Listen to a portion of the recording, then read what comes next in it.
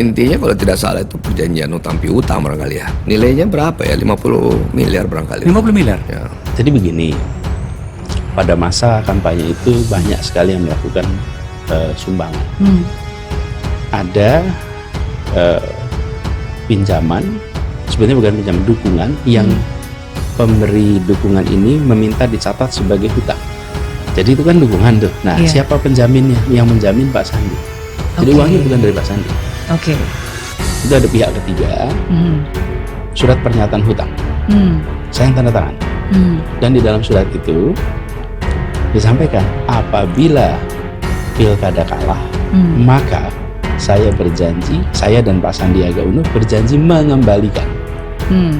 Dan saya dan Pak Sandi, yang tanda tangan saya, apabila kami menang pilkada, maka ini dinyatakan sebagai bukan hutang dan tidak perlu, jadi selesai. Ya kalau Anda misalnya minjem uang, ya kan, dengan mengatakan nanti kalau menang nggak usah nggak usah dilunasi. Oke, uangnya hilang nggak?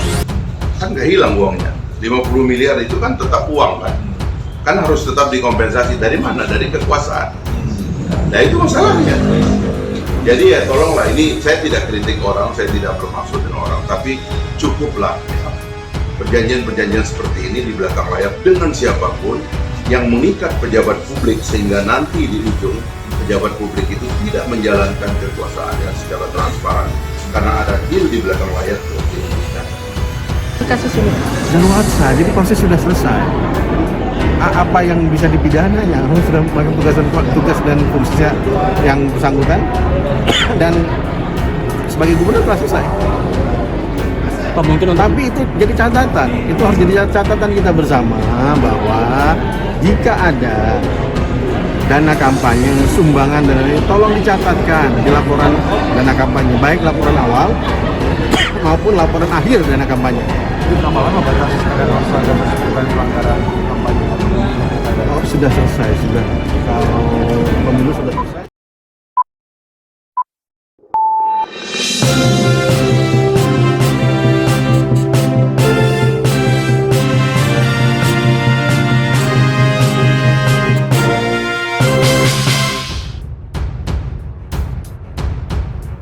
Wartaekonomi.co.id. Deal di belakang layar menyusahkan. Bawaslu sesalkan dana kampanye Anies baru terkuak. Badan Pengawas Pemilihan Umum RI menyesalkan kasus dugaan pelanggaran dana kampanye mantan Gubernur DKI Jakarta Anies Baswedan senilai 50 miliar rupiah baru terungkap tahun ini. Sebab Bawaslu tidak bisa mengusut kasus yang masuk kategori pidana itu karena sudah kadaluarsa. Ketua Bawaslu, Rahmat Bagja, menjelaskan, sebuah kasus dugaan pelanggaran pemilu maupun pilkada bakal kadaluarsa apabila proses pemilihan sudah rampung. Adapun kasus Anies ini terjadi saat pemilihan Gubernur DKI tahun 2017.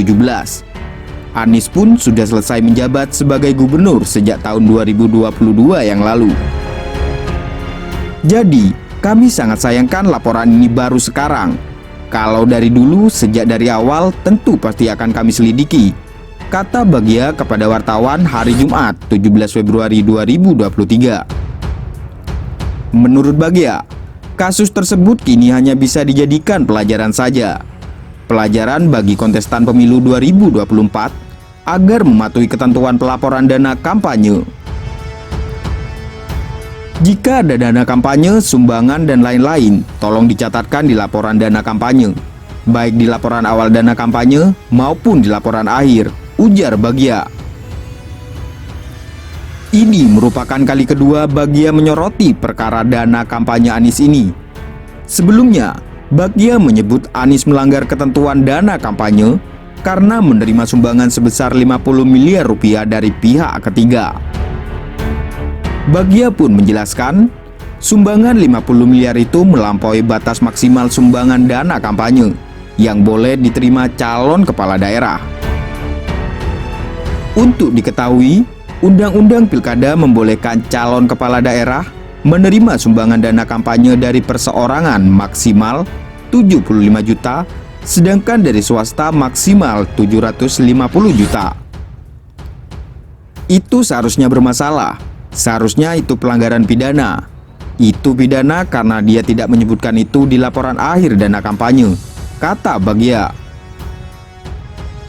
Perkara sumbangan dana kampanye Anies ini sebelumnya diungkapkan oleh Waketum Golkar Erwin Aksa. Dia menyebut Anies berutang kepada Sandiaga Uno sebesar 50 miliar rupiah saat Pilgub 2017. Anies dan Sandi merupakan pasangan calon gubernur dan wakil gubernur ketika itu. Itu seharusnya bermasalah. Seharusnya itu pelanggaran pidana. Itu pidana karena dia tidak menyebutkan itu di laporan akhir dana kampanye. Setelah kabar utang itu beredar luas, Anies menyampaikan klarifikasi. Anies tegas menyatakan bahwa uang 50 miliar itu bukan milik Sandi. Anies menjelaskan uang 50 miliar itu berasal dari pihak ketiga untuk keperluan kampanye. Pihak ketiga ini mengharuskan Anies dan Sandi mengganti uang tersebut apabila mereka tidak terpilih sebagai gubernur wakil gubernur. Sebaliknya, utang tersebut dianggap lunas apabila Anies Sandi menang. Nyatanya, Anies keluar sebagai pemenang. Artinya, Anies mendapatkan sumbangan dana kampanye 50 miliar dari pihak ketiga. Wakil Ketua Umum Partai Gelora, Fahri Hamzah, mengatakan perjanjian semacam itu tidak boleh ada. Ia turut mengajak semua berkomitmen agar perjanjian utang piutang antara politisi di belakang layar itu harus ditiadakan. Dia pun berpendapat itu bisa disebut sebagai pemufakatan jahat. Niat perjanjian adalah menggunakan kekuasaan untuk tujuan yang tidak ada dalam peraturan dan tujuan penyelenggaraan kekuasaan itu sendiri. Maka itu tidak boleh ada. Ini harusnya warning ya. KPK harusnya mengincar itu. Kalau ada orang bikin perjanjian dengan pengusaha, dengan orang kaya, duit dan sebagainya, harus ditangkap itu. Tidak boleh ada, kata Fahri hari Selasa 14 Februari 2023. Mengenai korupsi, dia pun menerangkan ketika ada calon kepala daerah meminjam uang 50 miliar dengan mengatakan nanti kalau menang tidak usah dilunasi. Uang pinjaman itu tetap tidak hilang. Artinya, kata Fahri, uang harus tetap dikompensasi dari kekuasaan. Perihal tersebut, Fahri mengaku tidak bermaksud menyampaikan kritik kepada seseorang. Namun, dia menekankan perjanjian-perjanjian semacam ini di belakang layar dengan siapapun harus sudah tidak ada, karena dapat mengikat pejabat-pejabat publik. Sehingga nanti di ujung pejabat publik itu tidak menjalankan kekuasaan secara transparan karena ada di belakang layar. Harus dihentikan. Kalau mau bersih dari korupsi, begini cara kelola negara. Hentikan permainan di belakang layar, ujar Fahri. Menurut Fahri, hal itu masuk pola korupsi kekuasaan, seperti pemanfaatan kewenangan, izin-izin, anggaran negara, dan sebagainya. Maka dari itu, Fahri meminta KPK mengusut karena tidak boleh politisi membuat perjanjian dengan pemilik modal untuk membantu di belakang layar.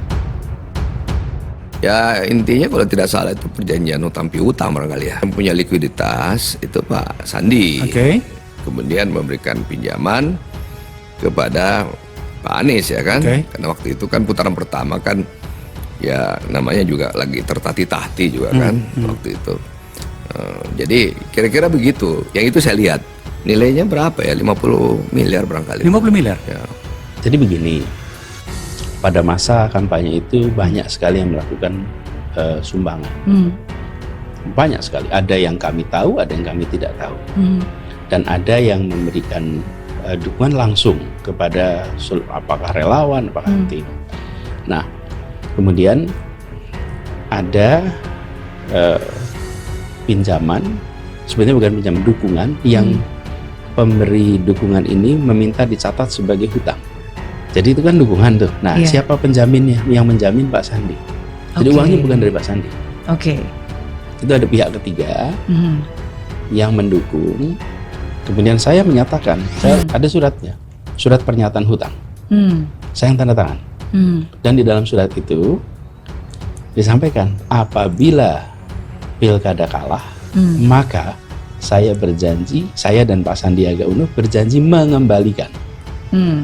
Dan saya dan Pak Sandi, yang terang saya, apabila kami menang pilkada, maka ini dinyatakan sebagai bukan hutang dan tidak perlu, berarti selesailah. Gitu, itu bentuk dukungan ya, dan ya, sudah selesai, betul. Jadi itulah yang terjadi. Makanya begitu pilkada selesai, menang, selesai. Ya kalau Anda misalnya minjem uang, ya kan, dengan mengatakan nanti kalau menang nggak usah nggak usah dilunasi. Oke, uangnya hilang nggak? Kan nggak hilang uangnya. 50 miliar itu kan tetap uang kan harus tetap dikompensasi. Dari mana? Dari kekuasaan. Nah itu masalahnya. Jadi ya tolonglah, ini saya tidak kritik orang, saya tidak bermaksud dengan orang, tapi cukuplah ya, perjanjian-perjanjian seperti ini di belakang layar dengan siapapun yang mengikat pejabat publik, sehingga nanti di ujung pejabat publik itu tidak menjalankan kekuasaannya secara transparan karena ada deal di belakang layar terus dirugikan. Kita kalau mau bersih dari korupsi, begini cara kita mengelola negara, hentikan ada permainan di belakang layar. Kasus ini Pak? Daluarsa, jadi proses sudah selesai.